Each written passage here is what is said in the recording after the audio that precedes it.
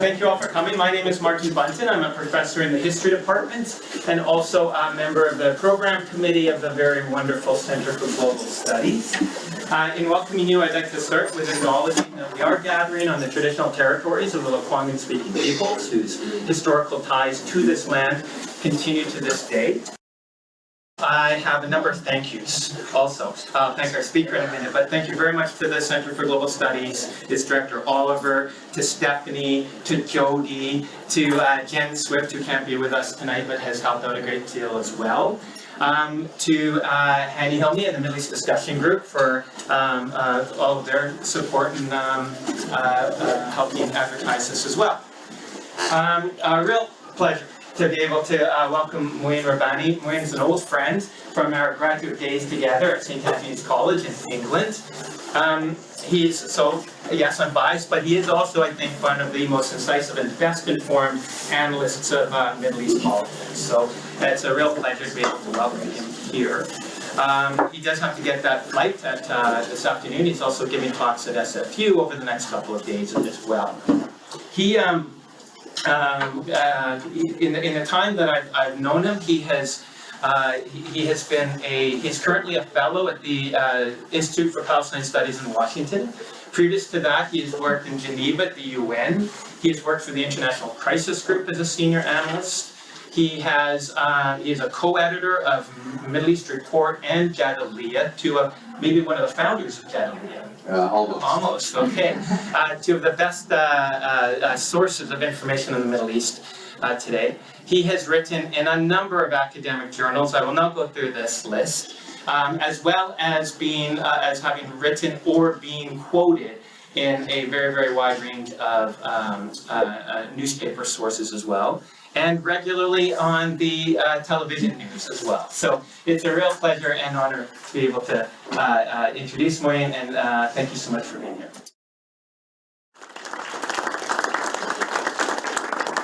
Thank you very much. It's a real pleasure to be here with you today, and I'd particularly like to thank the Center for Global Studies and Professor Bunton for inviting me here.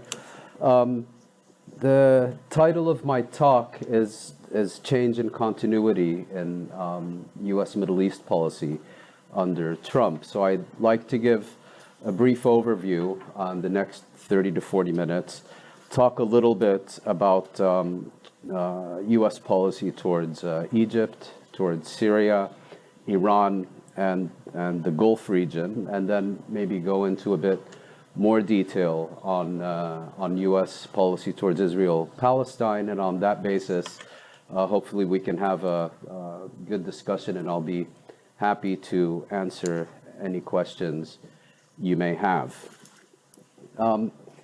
Whether in matters domestic or foreign, it is fashionable to characterize President Trump as the disruptor in chief. This has been no less true of U.S. policy towards the Middle East in the era of Trump.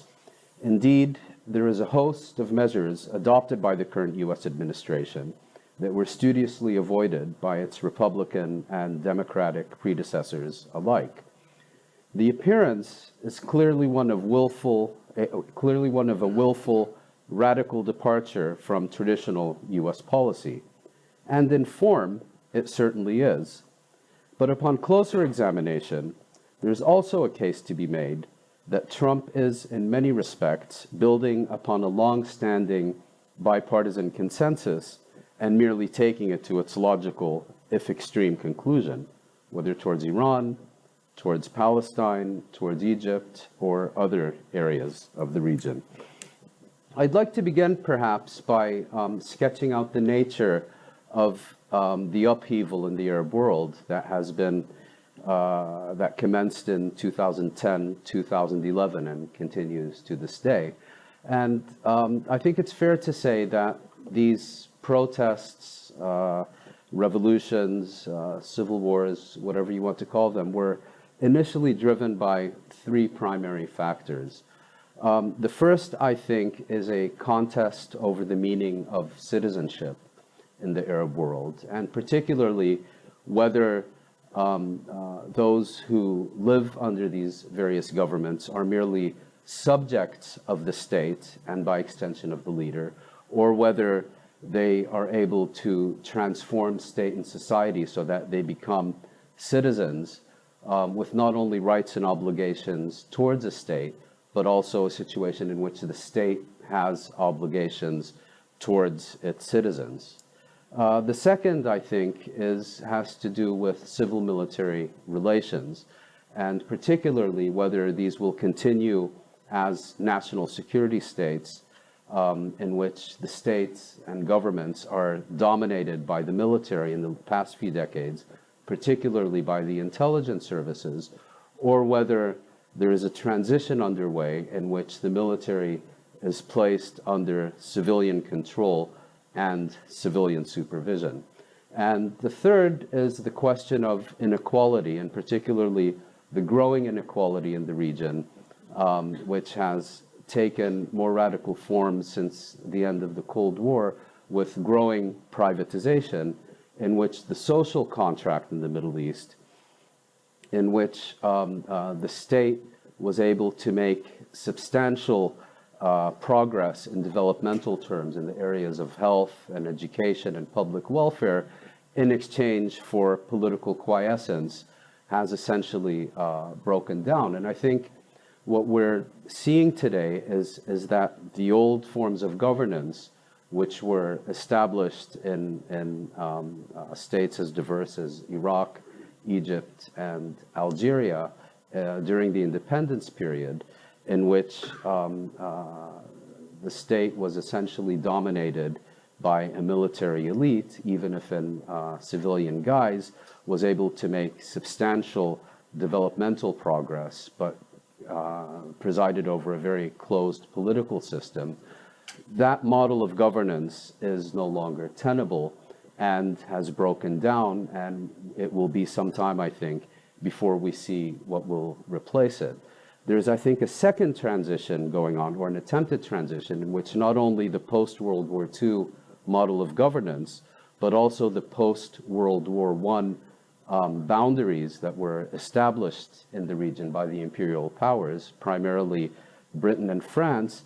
There's also a challenge to those. While I think it's fair to say that the system of governance has broken down, I think we can already conclude that the boundaries have proven to be very resilient and are unlikely to disintegrate anytime soon. The most substantial challenge to these were, I think, by the Islamic State movement in Syria and Iraq, and at least as far as seeking to erase the borders, that has been well and truly defeated. And I think part of the reason is we now live in an Arab world where most citizens have come to accept the legitimacy of the states in which they live and the borders within which they live, whereas in the first few decades after World War I, when these states were initially established, I think it would be fair to say that most citizens viewed their own states and their own boundaries as illegitimate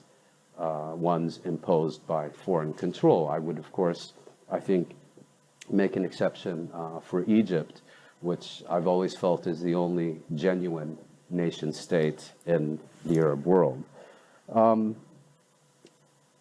If we take Egypt, I think, is also a very good example of continuity and discontinuity under Trump. We have seen Trump embrace Egypt's military dictator, Abdel Fattah al-Sisi, with abandon, a completely uncritical and highly supportive embrace. And this is seen as somehow breaking with traditional US policy towards Egypt and the broader Arab world, where we have been led to believe US policy has been based on respect for fundamental American values, which are said to include democracy, human rights, and all the rest of it. But we don't need to go back very far to recognize that Sisi's predecessors, and in particular Hosni Mubarak, was essentially embraced and supported with the same uncritical abandon by American administrations, both Republican and Democratic, until virtually the last moment. Mubarak's crime, and the one for which he was ultimately removed from office, had very little to do with his disdain for the rights of his own people, and had everything to do with his inability to repress the mass demonstrations that erupted in January and February in 2011.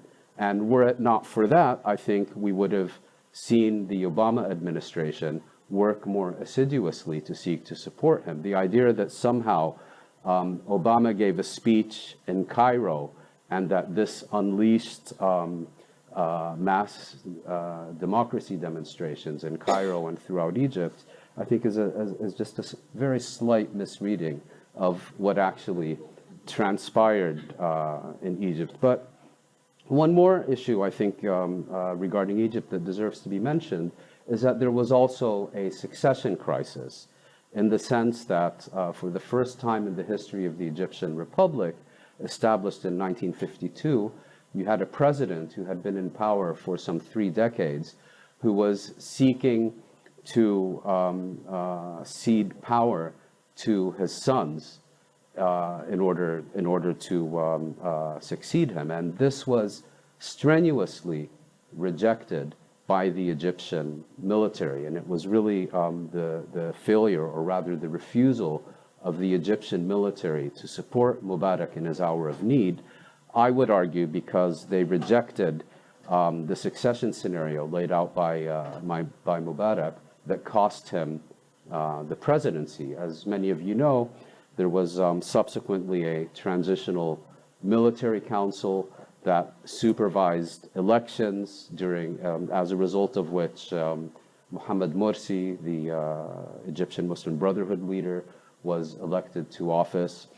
And that resulted in a backlash that was fueled by fairly widespread discontent within Egypt, as is often the case in revolutionary transitions, if I could call it that. Significant socioeconomic decline, chaos, security, lack of security, instability, and so on. You had the Gulf states, particularly Saudi Arabia and the United Arab Emirates, pulling out all the stops to seek to undermine that Egyptian government. And sure enough, in 2013, the Morsi government was overthrown in a military coup by General Sisi, who subsequently managed to get himself elected president.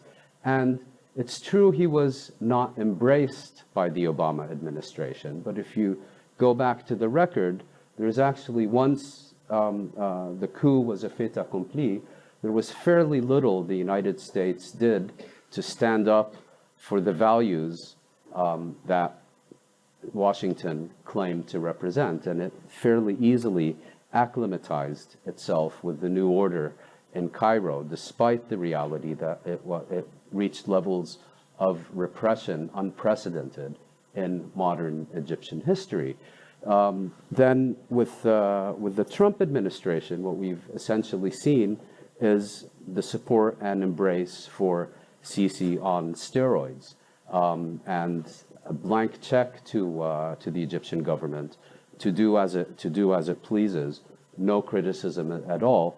But again, I think it's fair to say that if one looks at traditional U.S. policy towards Egypt, it's not without precedent, nor can it be characterized as a Republican foreign policy distinguished from a Democratic one. Throughout the 80s and the 90s, U.S. support for the Mubarak regime was widespread and thoroughly bipartisan. And I think moving forward, we will continue to see U.S. support for the current government, even after 2020, because Egypt is not only seen as a central state in the Arab world, but its security and stability, its continued as a keystone of Arab-Israeli peace through the Camp David Accords, and so on, is something that enjoys an essential bipartisan consensus in Washington. turning to Syria, the story there, of course, is that popular protests erupted in the spring of 2011. These fairly quickly developed into an armed conflict between armed opposition elements and an extraordinarily repressive regime in Damascus. It thereafter developed into a regional proxy war where you had, on the one hand, the Gulf states, Europeans, and the United States supporting the opposition, with Russia and Iran and their various proxy militias supporting the government. And then you had an additional proxy conflict among supporters of the opposition, where you had one axis dominated by Saudi Arabia and the UAE, and another dominated by Turkey and Qatar, jockeying for positions to control the Syrian opposition. And if one looks at the evolution of US policy under Obama towards Syria, it is true that very early on, the Obama administration characterized the Assad regime as illegitimate and demanded that Assad leave office and be removed from power. And it is true that the United States, through the Pentagon and the CIA, provided various forms of support towards various armed Syrian opposition elements, and perhaps even more importantly, encouraged their allies in the Middle East to provide even greater support to the Syrian opposition. But it wasn't that long into the Syrian conflict that cooler heads in Washington prevailed, as the saying goes, and the US came to the conclusion that while it would like to use this conflict to weaken Damascus, to weaken Syria in terms of its regional role, and to weaken the Assad regime, it was not a proponent of regime change in Damascus, because it saw the alternatives to the Assad government as being either a vacuum that would be filled by radical Islamist forces, as we began to see partially with Al-Qaeda and ISIS, or it would be a situation into which the US military would get sucked in, which is in fact what began to happen in 2014, 2015, with the growth of ISIS and the dispatch of US military to certain parts of northeastern Syria. So the essential issue in Syria, I think, at least as far as this part of the question is concerned, is that on the one hand, the US and its Western allies severed relations with the government in Damascus and refused any form of recognition, let alone negotiation with it, while at the same time encouraging a very disorganized and fratricidal Syrian opposition movement without giving it the means and resources to achieve its objectives. And the former Dutch diplomat and Syria specialist Nicolaas van Dam has been very outspoken on this point, where he says the essential mistake made by the Western powers is that they neither allowed for a negotiated resolution of the conflict and gave the opposition false expectations about the types of support they would stand to receive. I mean, you see some of these Syrian opposition figures in 2011, 2012, 2013, and they were essentially expecting the same level of support that the Libyan opposition forces received from NATO in 2011. And this, of course, never materialized. Now, it's not that big of a leap from this kind of, let's call it an incoherent strategic policy, to the Trump decision recently to decide that the US has achieved its primary objectives in Syria, which were essentially about combating the Islamic State movement and not about the distribution of power in Damascus, that there needs to be an end to what is commonly termed the forever wars, and that the U.S. should begin with withdrawing from Syria, with, of course, the Trumpian aspect that its allies need to be thrown to the wolves, and it needs to be done in an exceptionally bombastic fashion, that allies should learn about it by tweet and so on. That's all true. And we've certainly seen others in the US administration, in the Pentagon, in the State Department, and so on, try to undermine the decision to withdraw. But that, again, is for reasons having, I think, less to do with Syria and more with Iran. But one can see the antecedents of the recent decision in the development of Obama administration policy towards Syria. Had Obama, for example, been granted a third term, it's not that difficult to believe that, let's say, that the traditional foreign policy, national security establishment in Washington would eventually have come to the same conclusion and conducted a broadly similar policy, particularly because, as you know, under international law, the presence of U.S. forces in Syria is illegal. They are neither there at the invitation of the Syrian government, nor are they there on the basis of a UN Security Council resolution. And absent one or the other, they have no standing for their presence under international law, as horrific as the actions of the Assad regime are. Turning to Iran, here I think there is, one can speak of genuine disruption. From the beginning of, from the late 1970s, with the overthrow of the Shah during the Carter administration and the Islamic Revolution in Iran and its attempts to export the revolution, if you will, across the region, the United States has been unremittingly hostile towards Tehran, and regime change in Tehran has been the actual or unspoken objective of successive U.S. administrations. We see this, I think, quite clearly during the Bush Jr. years.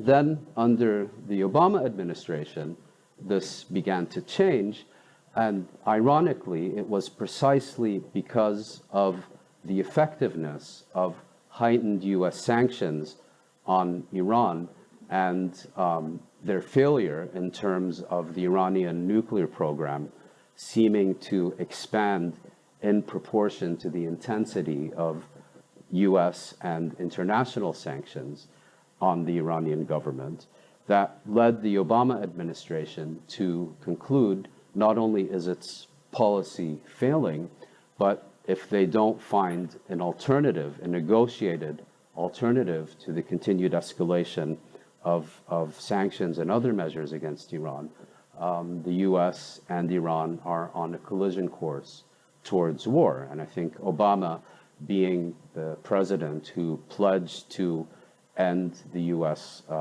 Involvement in the Middle East and who had perhaps one overarching theme in his policy towards the Middle East, no new war, no new American war in the Middle East, wisely took the decision to negotiate the Joint Comprehensive Agreement, the JCPOA, which was not a U.S.-Iranian agreement, but it was an international agreement between Iran on the one hand, the U.S., the Europeans, the E3, the European Union, Russia, and China on the other, and ratified and endorsed by the UN Security Council. So it was effectively an international treaty rather than a bilateral U.S.-Iranian agreement.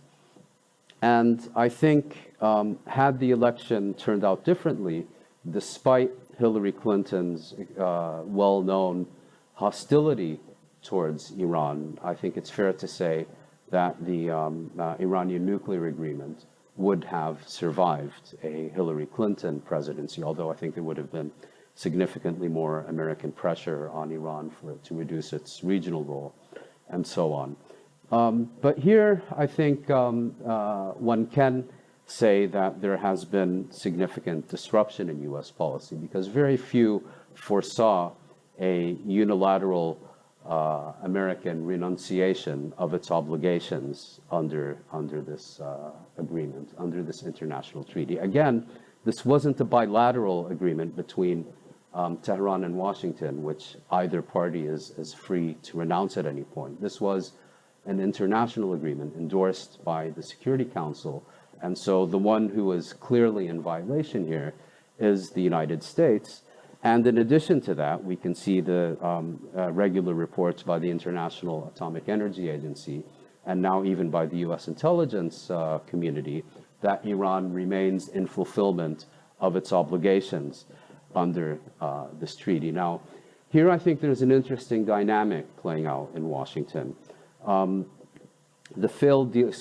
brilliant deal maker, Donald Trump, claims that the increased sanctions and pressure on Iran are already bearing fruit, and that the Iranians are essentially begging the Americans to renew negotiations.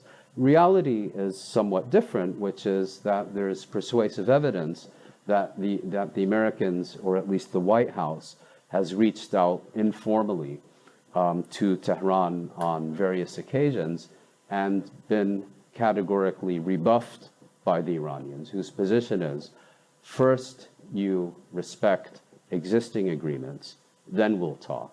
And so long as you reject this agreement, there will be no further negotiations. Now, what is going to be the fate of the nuclear agreement? It's difficult to say. The Europeans are working very hard on establishing a so-called special purpose vehicle, which would enable European-Iranian trade without running afoul of US sanctions on the international banking system and so on. But it's unclear to what extent this will or will not succeed. But I think the more important point is that while Trump may have this crazy belief and agenda that he's going to cut the ultimate deal with the Iranians once they come back to the negotiating table, that there are others in the US administration, particularly Secretary of State Michael Pompeo and National Security Advisor John Bolton, who want the policy to fail. They want a situation in which it becomes clear that Washington's withdrawal from the nuclear agreement, reimposition of sanctions, and so on, has in no way succeeded in changing Iranian behavior. And if Iran ends up violating the agreement in certain respects or leaving it altogether because of the failure of trade arrangements with Europe, from their point of view, so much the better, because it then sets the stage and, in their mind, provides them with a justification for increased hostility and potentially armed conflict with Iran. And I need only remind you of Bolton's opinion piece in the New York Times to prevent an Iranian bomb Iran.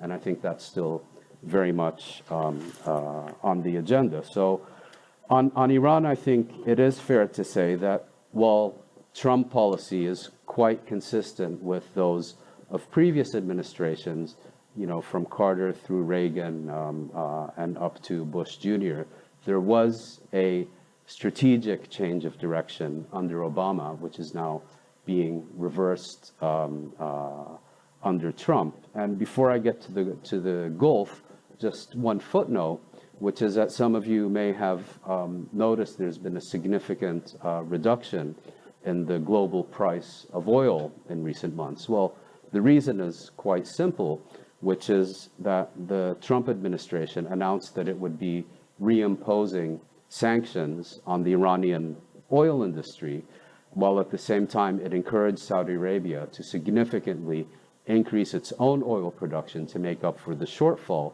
But then the great negotiator gave exemptions to Iran's 8 largest clients to continue importing Iranian oil, I think, for an initial period of a year, as a result of which the price of oil began to tumble significantly.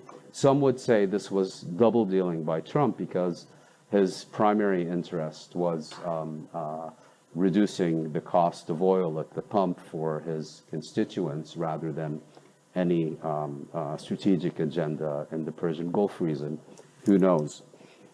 Now, the developments in the Gulf, I understand, are of some interest to Canadians, given the recent incidents with Saudi Arabia and the decision by Riyadh to basically more or less declare war on Canada after a tweet by your foreign minister about the suppression of women's rights in the kingdom, and more recently Canada lending asylum to the Saudi teenager who was stuck in Bangkok.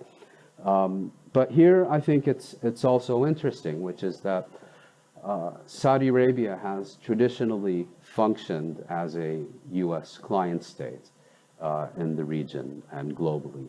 And today I think it's not too much of an exaggeration to say that when it comes to regional affairs, it's more a situation in which the U.S. is functioning as a Saudi client state. And I say this in the sense that we have seen kind of a wholesale outsourcing of U.S. Gulf policy to the Saudi Crown Prince, Mohammed bin Salman.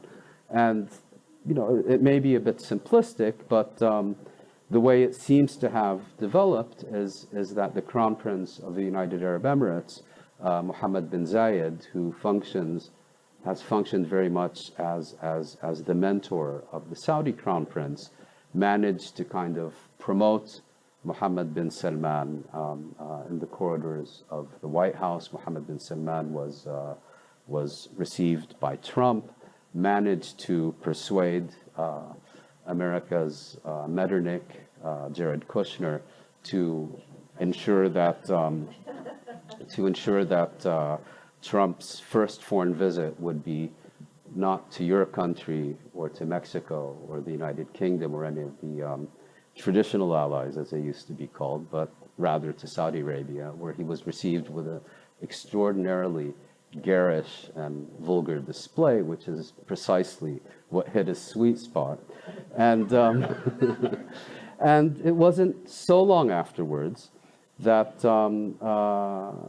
Mohammed bin Salman managed to orchestrate what can only be described as a revolutionary coup against traditional Saudi succession mechanisms. I'll be happy to talk about these in more detail during our discussion, but Saudi Arabia succession is quite different than that of a traditional monarchy, and there's also now a generational shift coming.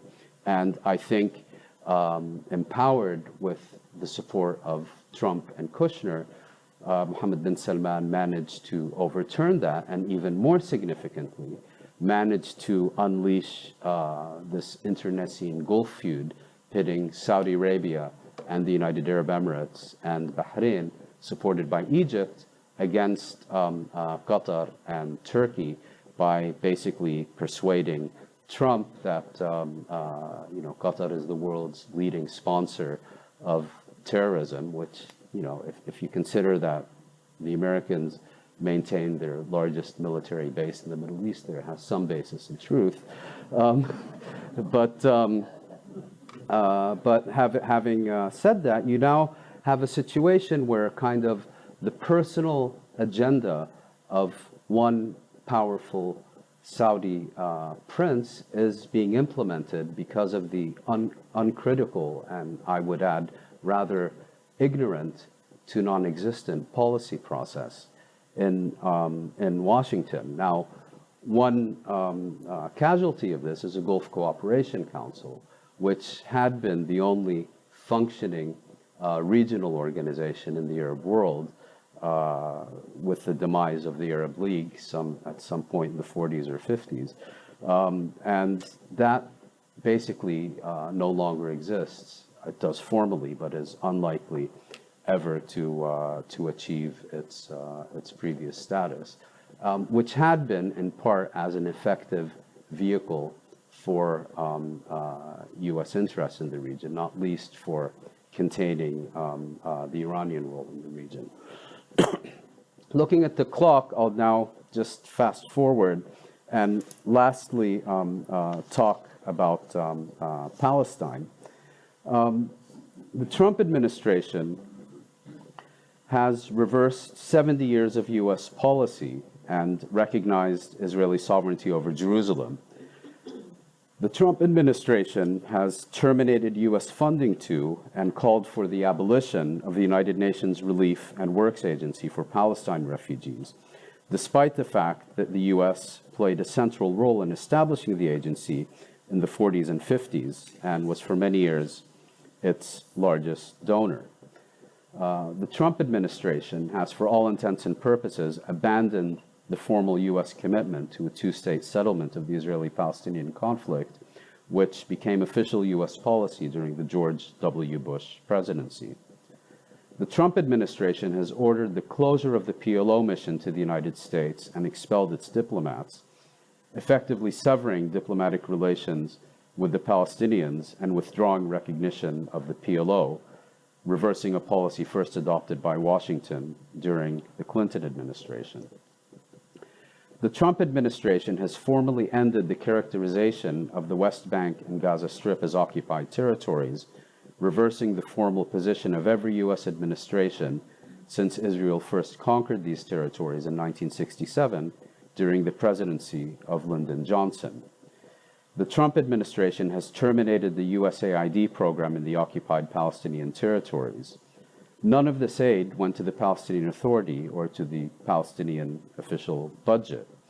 Tellingly, the only form of direct U.S. assistance to the PA, consisting of various forms of direct and covert support to the Palestinian security forces, is untouched, though the PA recently indicated it would be renouncing this. And the Trump administration has closed the U.S. consulate to Jerusalem, which has for the past 70 years functioned as a U.S. consulate in East Jerusalem, first established in the 19th century, and I think extremely symbolic measure because it basically means that henceforth U.S. policy towards the Palestinians will be conducted as a subdivision of U.S. diplomatic relations with Israel. Many of these policy changes additionally represent a clean break with the international consensus on the question of Palestine, and, as in the case of the relocation of the U.S. Embassy, also stand in explicit violation of UN Security Council resolutions, resolutions that by definition could only have been passed with U.S. consent, giving its veto power. To denounce Trump and his government for seeking to eliminate the Palestinian quest for self-determination and destroy the prospects of Israeli-Palestinian coexistence is, of course, entirely appropriate. But the administration's actions over the past 2 years hardly constitute a reversal of U.S. policy.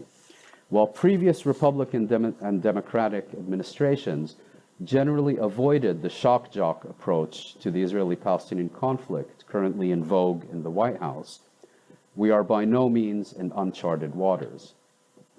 Take, for example, the U.S. recognition of Israeli sovereignty over Jerusalem. Trump was hardly the first U.S. presidential candidate to pledge that he would do what he eventually did. For decades, every significant Republican and Democratic candidate had made exactly the same pledge. More to the point, the basis for this initiative was established by the Jerusalem Embassy Act of 1995, which was adopted by a resounding vote of 93-5 in the Senate and 374-37 in the House of Representatives. That act allowed the president to sign a 6-monthly waiver postponing implementation on national security grounds. And all Trump did last year was decline to sign a further waiver. There was no new legislation involved. Similarly, the closure of the Palestinian mission in the United States is based on the 1987 Anti-Terrorism Act, which defines the PLO as a terrorist organization and a threat to the national security of the United States, its allies, to international law, and prohibits the PLO from establishing or maintaining an office within the jurisdiction of the United States. The Anti-Terrorism Act enjoyed no less than 49 sponsors from every conceivable side of the aisle when introduced.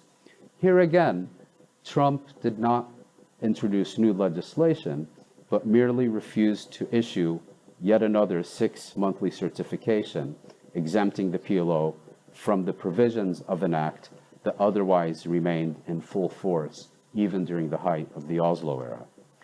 On the refugee question, Washington's political class has for decades had UNRWA in its sights. The volume of deliberate misinformation on this particular issue has been nothing short of overwhelming. UNRWA, for example, was established by the UN General Assembly in 1949 to provide relief for refugees uprooted and dispossessed as a result of the 1948 war. And it continues to exist for the simple reason that, 7 decades on, the Palestinians remain a dispossessed and stateless people.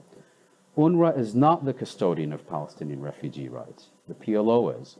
And there is nothing unusual in either international law or international practice in defining the descendants of refugees as refugees in the absence of conflict resolution, Afghanistan being a perfect example.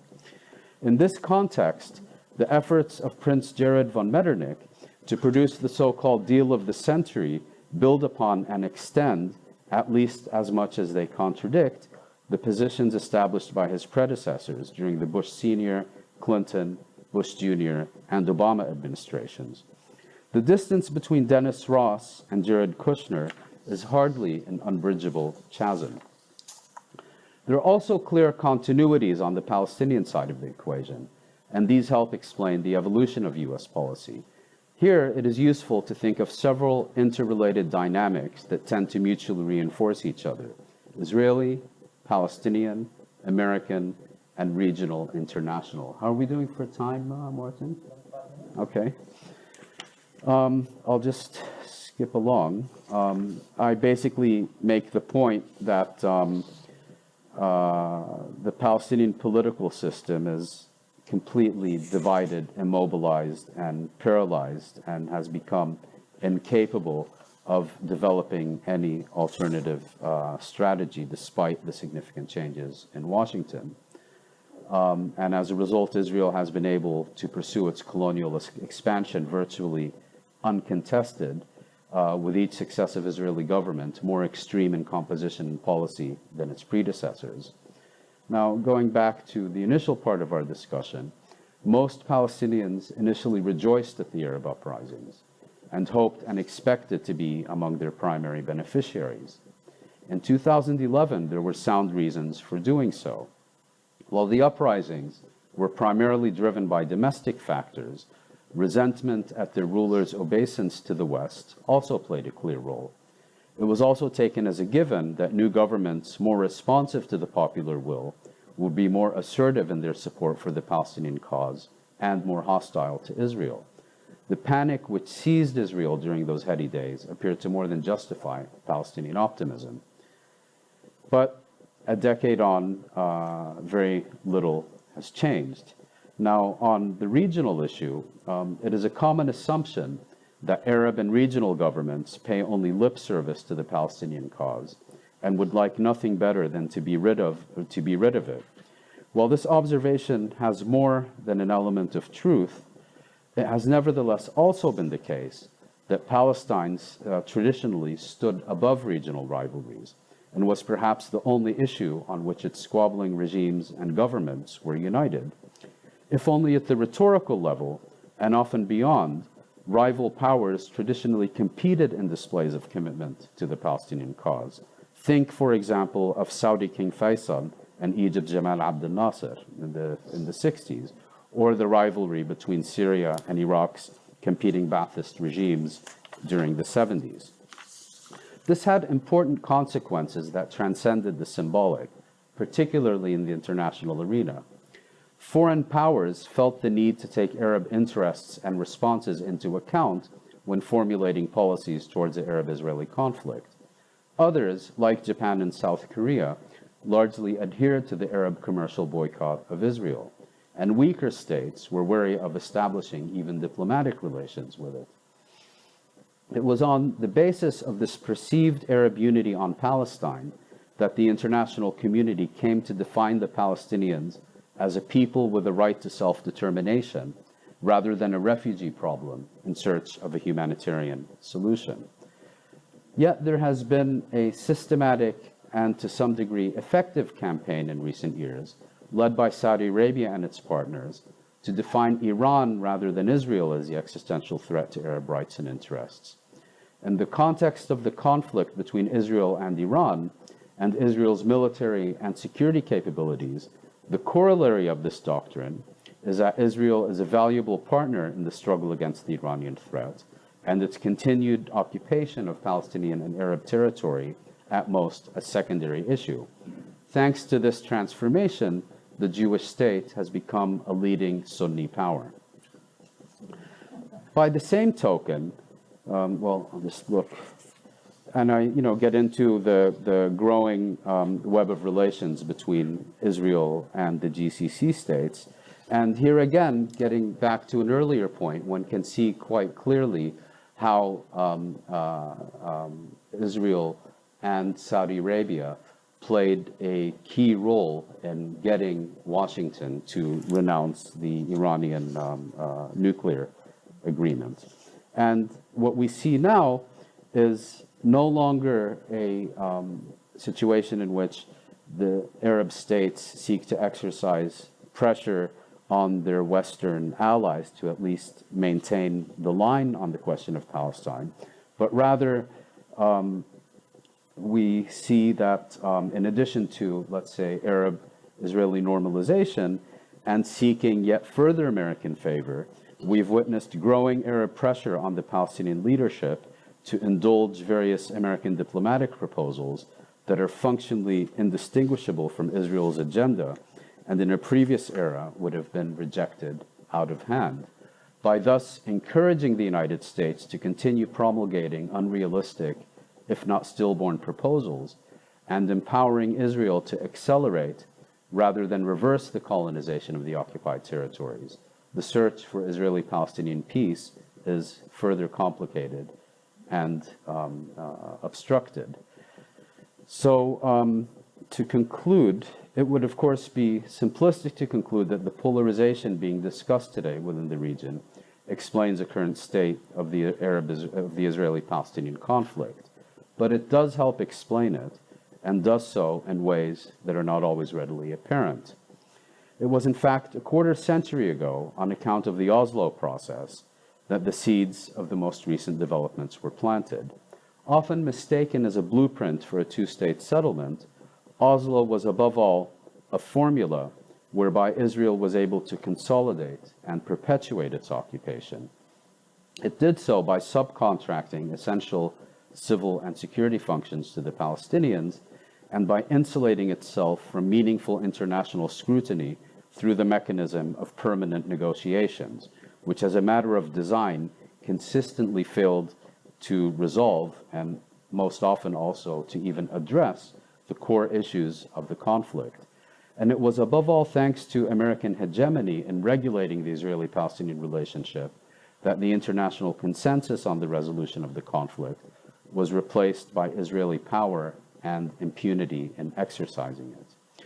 Seen from this perspective, the Oslo Agreement should be seen not as a failure, but as an enormous success, not for peace or Palestinian rights, but for continued Israeli control of the occupied territories, so successful that Palestinians, virtually without exception, today consider themselves significantly further removed from the fulfillment of their national aspirations, or for that matter, the ability to make ends meet, than on the eve of the process. While the Trump administration has, as with most issues, opted for a disruptive approach towards the question of Palestine, there is an underlying logic to its belief that 25 years of Oslo have made Palestinians ripe for the ultimate fait accompli. Rather than wait for the Trump administration to present a diplomatic plan, which keeps getting postponed, and then invite parties to negotiate terms, we would do well to recognize that the initiative is being implemented unilaterally before our very eyes. Team Trump does indeed have a predilection for magical thinking, but there appear to be few willing to bring it back to reality. And I think here there's a key role, and I would argue also responsibility, for traditional U.S. allies, particularly Canada and Europeans. Those waiting for Team Kushner to unveil a diplomatic initiative are, in my view, waiting in vain. If there was even the outline of a plan, it would have leaked by now. I mean, everything else has. The current U.S. approach is inverting the traditional one: implement first, then perhaps publish. I would expect a revival of the quality of life agenda that was unveiled, particularly by the Israelis, during the 1980s, in which economic incentives substitute for political rights. This time, it is likely to come with a generous serving of annexation of at least significant areas of Area C in the coming years, and most likely in the context of the upcoming Israeli election. And it'll be interesting now to see, given that Israel feels it has blanket impunity, whether you begin to see much more concrete annexation proposals being put out by those contesting the upcoming Israeli parliamentary elections. Finally, there's also a broader agenda at play, and one in which Palestine, given the strong bipartisan U.S. support, is a means to achieve a larger end as much as it is an objective in itself. Best exemplified by National Security Advisor John Bolton, this broader agenda consists of degrading the international system and its institutions, eliminating international law and international accountability from the rulebook, and making U.S. power the sole arbiter of international affairs. The dangers outlined are, however, also an opportunity. Palestinians are in a position to make their cause a litmus test for the survival and integrity of the international system, particularly if Israel proceeds with acts of annexation, and particularly if it does so with U.S. support. If the Palestinians play their cards properly, they will have many allies. The prerequisite is, however, a thorough transformation of the Palestinian national movement and political system, and at present, this is nowhere on the horizon. Difficult as the above is, it would form an essential first step to transformation. This will get a bit into the internal dynamics of the Palestinian political system and the kinds of compromises that this might require.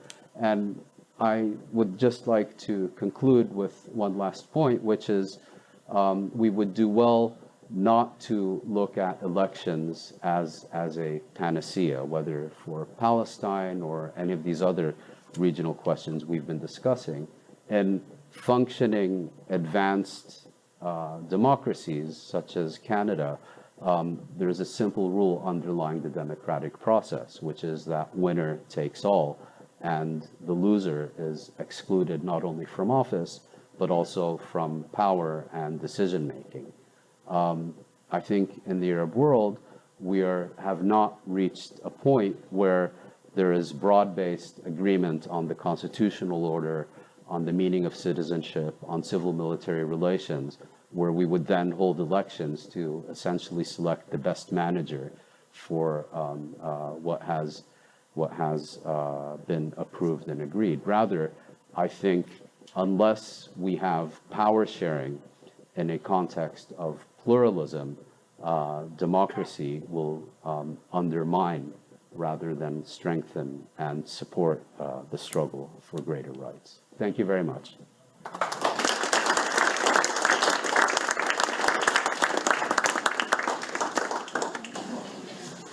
Mouin, thank you so much for that. We have a good almost half an hour for questions and from the audience, but we do ask that you speak into the microphone. So I could ask Stephanie to help me pass it around, although we have one question up here at the outset. Thanks, Henry. Thanks very much for that wonderful talk. Do you give any credence to the rumors, or some people call it plan, of carving a big chunk of the northeastern part of Sinai adjacent to the Gaza Strip and create a Palestinian state there? I don't.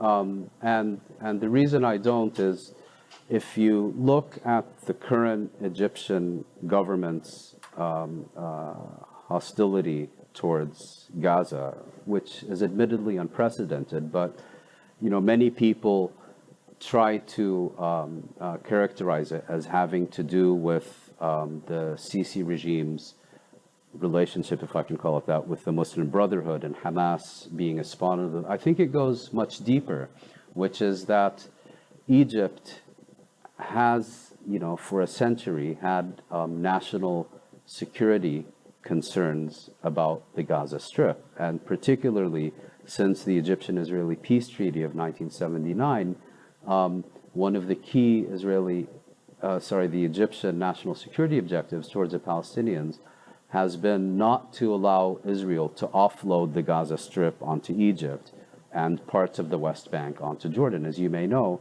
at Camp David, the Israeli Prime Minister Begin basically offered the Gaza Strip to Egypt at no additional cost, and Egypt refused. I mean, so Egypt wants to ensure that the border remains where it is now, rather than that Gaza becomes the new Egyptian Israeli border, and also this idea of Israel solving its problems at the expense of Egypt is, I think, something that will go down very poorly in Egypt. As you may remember, there was the case of 2 Red Sea islands that were being, according, I guess, the official version, returned by Egypt to Saudi Arabia. And it was stuck in the courts for years, and there were protests and all kinds of, name calling against the government and so on. Imagine how much more difficult it would be for the Egyptian government to now take Gaza, not only take Gaza off Israel's hands, but to solve this problem by additionally giving the prime real estate in the Sinai Peninsula from Egypt to the Palestinians. I just don't see, I'm sure the plan exists, but I think it's fantasy.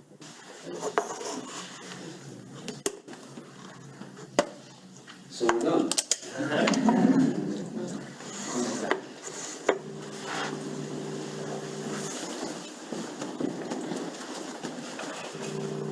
Thanks. If you go back and past a couple of 100 years, there has always been a strong man in the world. First the Brits in the 19th century, and then the Americans in the latter half of the 20th century after the Brits had kind of faded away. But now it seems that we don't have the same necessity, and that the Americans no longer really have a vested interest in the Middle East. They're no longer dependent on Middle Eastern oil, which was the case for decades. And I'm wondering if the view in Washington is now really that they don't have a vested interest, and also it's now polite to say that NATO and the Europeans have been freeloading on defense for 60, 70 years. Does it not really make sense from a Washingtonian perspective for the US to start disengaging and saying to the rest of the world, as it seems to be, this is your problem, you deal with it. We will deal with Iran to make sure it doesn't get a bomb, and Bolton obviously is speaking for the administration, but where really is the US's interest in the Middle East now compared with Europe's? And isn't it really a European problem, not a North American? Yes.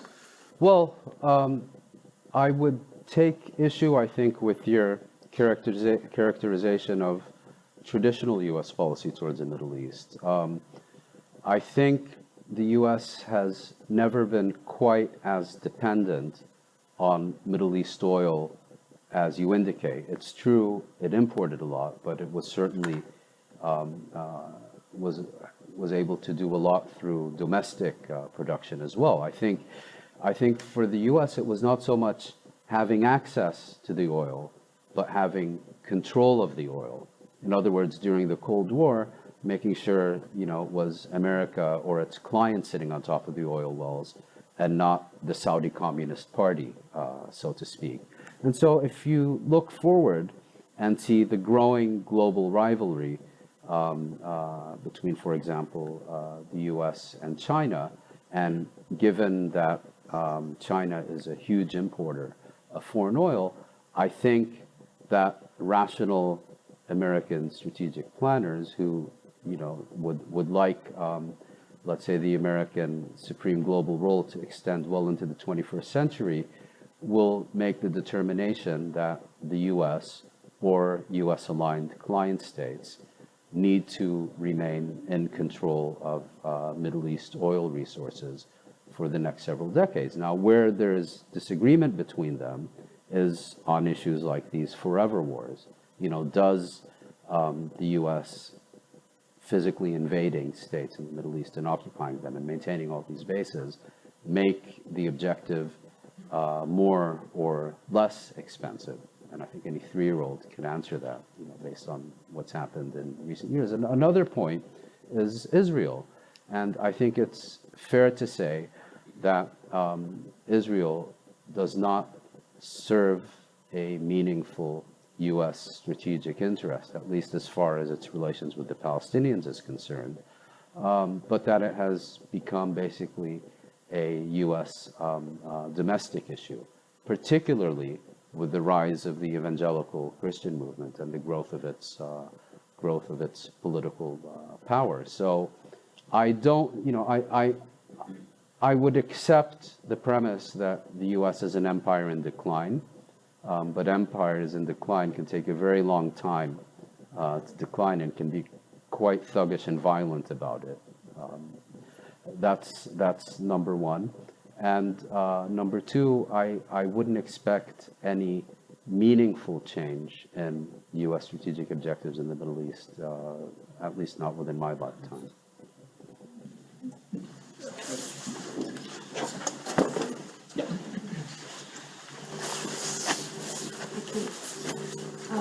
Would you be able to talk about something more on the ground, such as Palestinians themselves don't seem to be very effective at achieving their goals?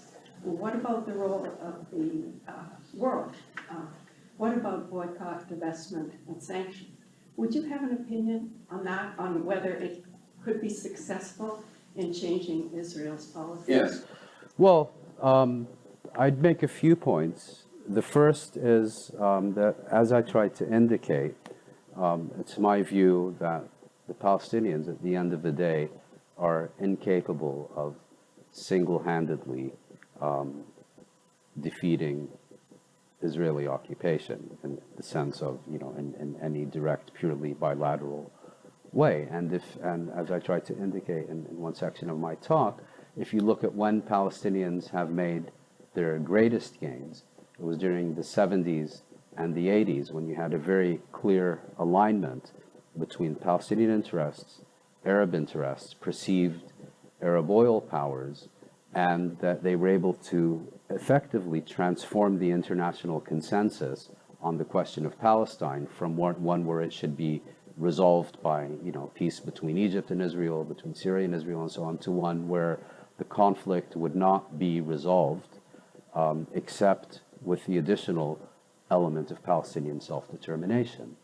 I think a second problem is, if you look at the state of the Palestinian national movement today, it's hopelessly divided. You have the schism between Fatah and Hamas, which is not only, let's say, political and ideological, but also territorial, geographical, between the West Bank and the Gaza Strip. And when Palestinian leaders these days appeal for international support, more often than not, it's not to support the Palestinians against Israel, but it's to support Fatah against Hamas or Hamas against Fatah. So that, to me, more than anything, explains the reduced, let's say, international appeal of the Palestinians. Now, as far as BDS, and I know that proponents of BDS are often like to compare it to South Africa. Well, if you look at the sanctions or the divestment movement during the 1980s, I would argue that the reason it reached the level of effectiveness that it did was because it was embraced and, for all intents and purposes, led by the African National Congress. I think if the ANC, ignored the movement, it would never have been able to enjoy the appeal that it did. If you look at the relationship between the BDS movement and the Palestinian national leadership today, it's very different. Key elements of the Palestinian leadership are either indifferent to international solidarity or in some respects feel threatened by it. And I think the real challenge for the Palestinians is not to focus on BDS and expand BDS and so on, but it's to fundamentally reconfigure the national movement so that it becomes genuinely representative, has a meaningful, achievable strategic agenda with credible leadership, and then these issues like BDS, which I think should be viewed as a tactic rather than as a strategy, then those can play a meaningful role in that. The other point I would make about BDS is I very much believe in looking at it in context, which is to say, different strokes for different folks. If you're arguing for BDS in Kuwait, I think you would have a rather different agenda than if you were arguing for it, let's say, in Germany or Canada. And secondly, the last point I would make is that BDS can certainly make a contribution. I have no issues with it morally or legally, but I think politically it needs to understand that it can never be a substitute for a national movement, but rather works best as an adjunct, if you will, to that movement.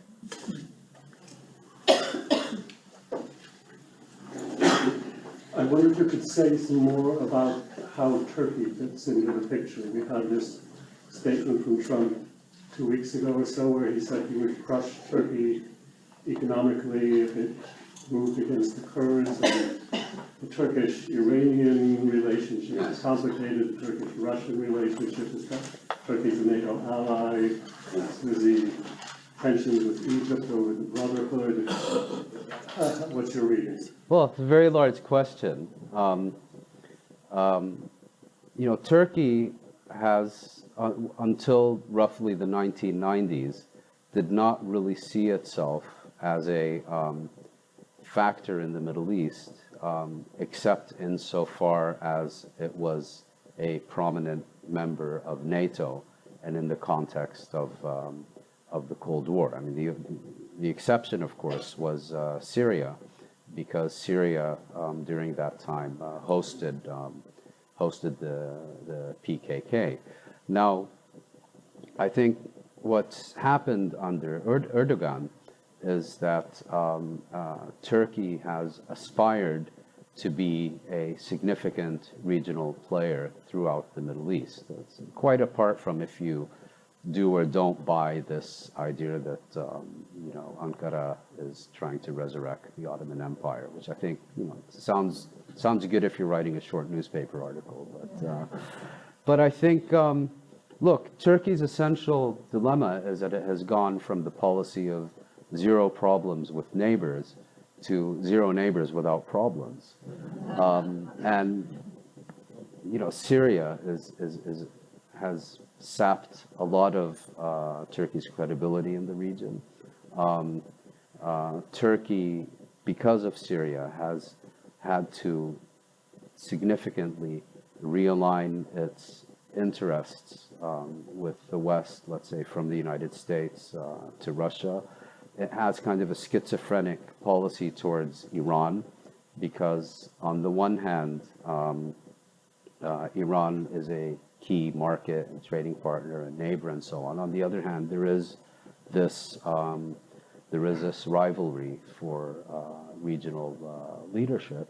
And of course, Turkey is deeply implicated in the regional proxy wars, if I can call it that, in which it is very closely aligned with Qatar against the Saudi Emirati axis. And when the Qatar crisis first broke, one of the first international responses was Turkey sending an additional 3,000 troops to Qatar. So I'm not sure how to answer your question, except to say that I think that Turkey has meddled in the region's affairs to a much greater extent than has served it well. And it has also, in Syria, I think, set itself objectives that it was unable to achieve. And its key challenge now, I think, is how to extricate itself from Syria without losing influence to Iran and Russia over the shape of ultimate dispensation of that conflict. Right. On behalf of the Victoria community and the Center for Global Studies, thank you so much for taking time from this very busy schedule. You arrived at 2 in the morning last night. You have to fly off to SFU this afternoon. Thank you. Wait, I've got a little gift. Thank you. So thank you very much. Thank you.